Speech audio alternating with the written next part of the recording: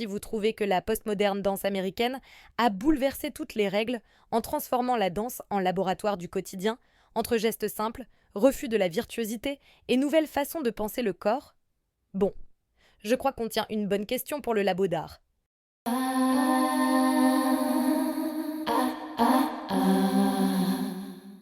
Steve Paxton, né en 1939, est l'un des grands inventeurs de cette révolution.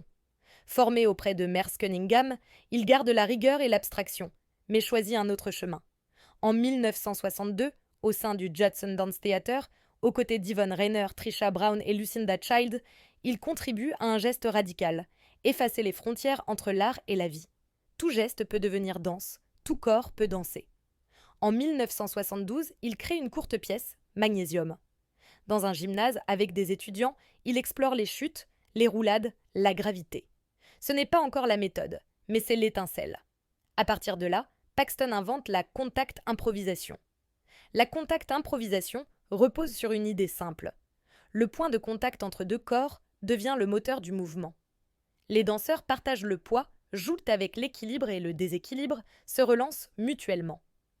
Inspiré par l'aïkido, la pratique s'appuie sur l'accueil plutôt que sur la résistance, sur l'écoute plutôt que sur la démonstration. Paxton et ses partenaires en dégagent 14 principes qui forment la base de cette pratique. Le premier, le sol comme partenaire. On apprend à se déposer, à accepter la gravité, à utiliser le sol comme un allié pour se relancer. Ensuite, porter et se laisser porter. Le poids circule d'un corps à l'autre, créant des portées parfois inattendues. Troisième principe, le centre et les extrémités. Le mouvement naît du bassin et se propage vers les bras, les jambes, la tête. Quatrième, la spirale. La colonne, les articulations s'organisent pour permettre des roulades, des chutes fluides, des transitions continues. Cinquième, l'élan. Une simple poussée peut devenir un vol, une chute ou un rebond. Sixième, les directions. Le mouvement s'oriente dans l'espace partagé, parfois en opposition, parfois en convergence.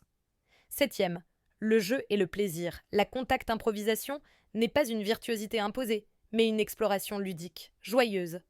Huitième, l'inspiration par imitation. On écoute le geste de l'autre, on l'imite, on le transforme, on dialogue. Neuvième, ma danse plus ta danse égale notre danse. Le mouvement naît de la rencontre, pas d'une juxtaposition. Dixième, tonus et structure corporelle. Les variations de tension musculaire créent des appuis ou au contraire des lâchers-prises. Onzième, l'écoute du rythme interne. La respiration, le battement du cœur, les micro-rythmes du corps guident l'improvisation. Douzième, présence et connexion. Être disponible à soi et à l'autre, attentif au micro-ajustement du contact. Treizième, la gestion des émotions. La proximité physique peut susciter gêne, peur, plaisir, il faut les reconnaître, poser ses limites. Enfin, quatorzième principe, l'improvisation collective, le jam, créé à plusieurs, sans hiérarchie, dans une co-construction libre. Pour que cette liberté fonctionne, Paxton insiste aussi sur 3 règles fondamentales. La première, être responsable de soi. Chacun doit connaître ses limites physiques et émotionnelles, ne pas se mettre en danger, ni mettre l'autre en danger. La deuxième, savoir dire non. Refuser une proposition, interrompre un contact, c'est aussi participer à la danse. C'est ce qui garantit la confiance.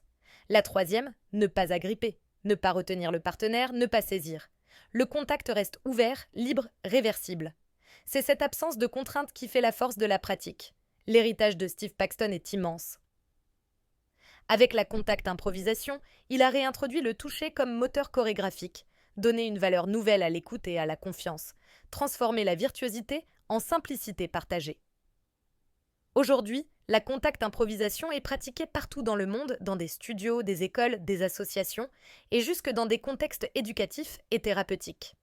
Alors, qu'est-ce que Steve Paxton nous apprend? Que la danse n'est pas seulement un spectacle à montrer, mais une rencontre à vivre. Une conversation de corps où le contact devient le point de départ d'une invention commune. Dans le prochain épisode, nous élargirons la perspective pour interroger comment la danse contemporaine dialogue avec les grands enjeux globaux. Migration, écologie, crise sociale. Parce qu'après Alprin et Paxton, une question reste ouverte. Comment nos gestes peuvent-ils encore réinventer le monde ?